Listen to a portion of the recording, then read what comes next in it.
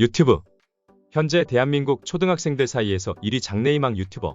80년대생인 우리들의 어린 시절 장래희망이었던 대통령 과학자 사업가와는 매우 다른 모습입니다. 지금 여러분이 보고 있는 이 유튜브는 디지털 시대가 도래하면서 빠르게 진화한 플랫폼임에는 분명합니다. 유튜브에는 각종 뉴스는 물론 드라마, 예능까지 전 세계 모든 영상들이 공유되고 있죠. 불과 15년 전, 아니 10년 전까지만 해도 사진이 익숙했던 우리에게 영상을 더 익숙하게 만든 도구이기 때문입니다. 단순히 재미를 넘어 정보를 얻는 역할로도 이미 많이 쓰이고 있고, 과거처럼 사진을 통해 후기를 보는 것이 아닌 영상을 통해 정보 전달을 주고받는 게 더욱 익숙해져 버린 요즘입니다. 그렇다면 이렇게 인류의 취향을 통째로 바꿔버린 유튜브의 유래는 무엇이며 이것이 왜 이렇게 빠르게 진화했는지 한번 살펴보도록 하죠. 오늘은 유튜브가 걸어온 길에 대해 알아보겠습니다.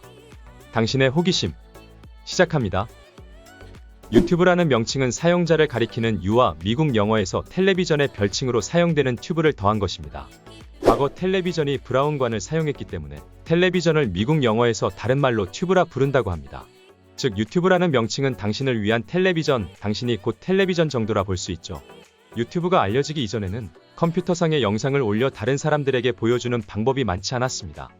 유튜브는 사용하기 쉬운 환경을 강점으로 컴퓨터를 사용하는 누구나 동영상을 올릴 수 있도록 하여 몇 분 안에 수백만 명이 볼 수 있도록 하였고, 유튜브에서 다루는 넓은 범위의 주제로 비디오 공유를 인터넷 문화의 중요한 한 부분으로 자리잡게 하였죠.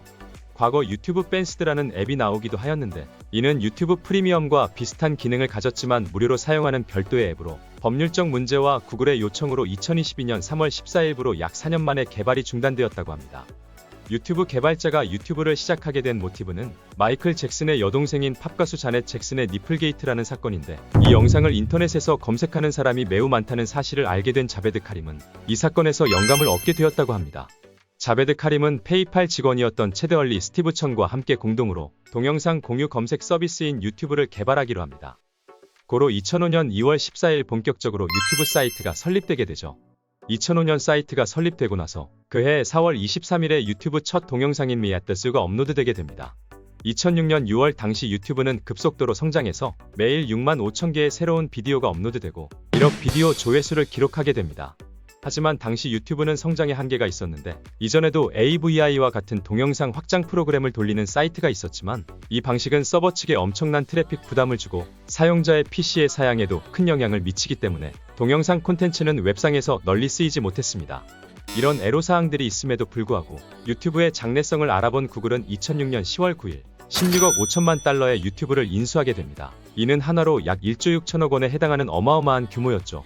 하지만 현재 가치에 비하면 당시 헐값에 인수한 거나 다름없습니다. 구글은 얼마나 미래를 내다본 걸까요? 하지만 구글이 인수한 유튜브는 처음부터 잘 나갔던 건 아니라고 합니다. 인수된 후에도 2009년까지 적자를 연간 약 5천억 원 정도를 기록하다가 2010년을 기점으로 흑자로 돌아섰다고 합니다. 유튜브가 한국어 서비스를 시작한 건 2008년 1월 23일이었습니다. 이전까지는 한국어를 지원하지 않아 국내에서 진입 장벽이 컸고, 당시 국내에서는 유튜브보다는 아프리카TV, 판도라TV, M군, MN캐스트, TV팟 등의 스트리밍 서비스를 더 많이 이용했던 시절이라 국내에서 유튜브는 그저 듣보잡에 가까운 취급이었죠. 물론 당시엔 유튜브를 불문하고 영상 플랫폼들은 크게 주목을 받지 못했는데, 우리에게 영상이란 것은 꽤 낯설었기 때문입니다. 아니, 더 정확하게 말하면 휴대폰으로 촬영하는 영상이 낯설었죠. 당시에는 TV로 보는 영상과 영화관 스크린에서 보는 영상만이 익숙했으니까요. 그렇다면 당시엔 왜 영상 촬영이 낯설었을까요? 다양한 이유가 있었겠지만 대표적인 이유로는 첫 번째, 용량 문제. 당시 우리가 쓰던 휴대폰들은 용량이 크지 않았습니다.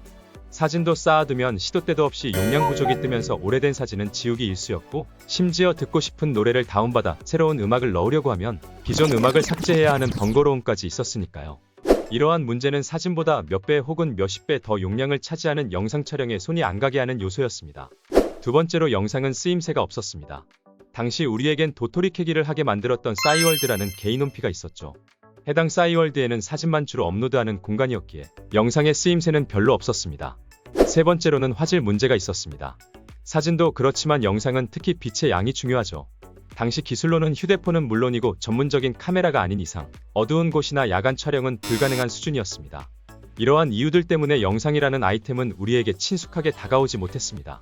이렇게 유튜브 소비층은 점점 늘어나기에 영상을 시청하는 소비자들은 점점 큰 화면을 찾게 되었으며, 영상을 촬영하는 크리에이터들은 점점 더 좋은 장비를 찾게 되는 건 당연하겠죠. 그로 인해 휴대폰의 성능도 유튜브 시청자들과 영상 제작자들의 니즈를 따라가는 성향을 보이고 있습니다. 대놓고 영상 시청을 중점으로 둔 태블릿이 출시되었고, 기존에 우리가 써왔던 휴대폰 화면은 점점 커지다 못해 접었다 폈다를 할 수 있으며, 휴대폰 카메라의 성능은 너무 상향 평준화가 되어버려 전문 카메라 장비가 필요 없을 정도가 되어버렸으니까요. 수요가 몰리면 공급이 발전하기 마련인 셈이죠. 유튜브의 급성장은 2010년 아이폰4가 국내 출시된 이후라 보여집니다. 언제 어디서든 미디어를 접할 수 있는 스마트폰은 당시 혁명에 가까운 발명품이었으며, 이로 인해 유튜브를 포함한 모든 미디어 플랫폼들이 급성장을 하게 됩니다. 광고에 특화된 구글답게 구글은 유튜브의 수익 창출이라는 제도를 만들어 이용자를 모으기 시작합니다. 이는 구글이 광고주에게 돈을 받고 영상 제작자에게 나눠주는 방식입니다. 영상 제작자는 영상을 제작하고 해당 영상을 사람들이 보게 함으로써 시청자들은 구글이 뿌려놓은 광고들을 자연스럽게 보게 되는 방식이죠. 그로 인해 구글은 사람들에게 광고를 보게 만들어준 해당 영상 제작자에게 보상을 해주는 개념이라 볼 수 있습니다. 당연히 영상이 인기가 많을수록 더 많은 사람들이 광고를 시청했다는 의미가 되기 때문에 구글은 해당 영상을 제작한 제작자에게 더욱 많은 보상을 하게 되죠. 이런 수익 창출 시스템이 국내에 알려지기 시작하면서 너도나도 유튜버가 되기 위해 엄청난 수요가 몰리기 시작합니다. 유튜브의 진입 장벽은 매우 낮고 그 누구에게도 자격 조건이란 것은 존재하지 않으며 심지어 비용이 발생하지도 않죠. 리스크 없이 누구나 유튜버가 될 수 있다는 이점이 분명 존재합니다. 이런 낮은 진입 장벽 때문에 과거 논란이 있었던 인물들이 유튜브 활동을 하면서 논란이 되었던 적은 수도 없이 많습니다. 또한 유튜버들의 수위 높은 발언이나 농도 짙은 정치적 발언은 항상 도마 위에 오르는 건 일상다반사입니다. 하지만 구글 측에선 이를 두고 표현의 자유라 칭하죠. 아무래도 구글은 외국 기업이기 때문에 국내 정서와는 상이한 부분은 늘 존재해왔습니다. 또한 유튜브는 프로페셔널하게 전문성을 띠는 영상이 주를 이루는 공간도 아니죠. 유튜브는 일상에서 흔히 볼 수 있는 영상들이 인기를 끌게 되면서 너도나도 유튜브가 되기 위해 도전을 하는 사람들이 늘어나게 됩니다. 이 때문에 온갖 천태만상들이 있었는데 유튜브 수익 창출 초창기에는 지금처럼 저작권 제한이 꽤나 유연하던 시절도 있었습니다. 고로 수익 창출을 위해 드라마, 영화, 예능 프로 같은 기존 영상들을 퍼와서 유튜브에 업로드하고 이를 통해 수익 창출을 하는 이용자들이 급증하기 시작하였죠. 구글이 이런 저작권 침해에 해당하는 영상 업로드를 제한하자 이용자들은 메인 화면 속에 서브 화면으로 영상을 넣는 꼼수를 부리기도 하였습니다. 이런 꼼수들은 현재 모두 막혔으며 구글이 호락호락한 회사가 아니죠. 시간이 흘러 시대의 흐름에 맞게 짧은 영상들이 인기를 끌게 되면서 최근 몇 년간 인스타릴스와 틱톡이 대박을 치게 됩니다. 이에 질세라 영상 플랫폼의 대표주자답게 유튜브도 덩달아 쇼츠를 개발하게 되죠. 또한 2023년 초창기 쇼츠 영상 제작자에게도 수익 창출을 해주는 제도를 발표하면서 쇼츠를 제작하는 수요가 몰리는 현상이 발생합니다. 이로 인해 유튜브 메인이라 할 수 있는 롱폼 영상의 수요가 점점 줄어드는 현상은 분명 존재하는데 구글은 과연 이 문제를 어떻게 해결할지 귀추가 주목되고 있습니다. 오늘 유튜브 역사에 대한 이야기는 여기까지입니다. 유튜브는 앞으로 어떻게 더 진화할지, 또한 이를 통해 우리 삶에 어떤 변화를 줄지 기대되네요. 당신의 호기심이었습니다.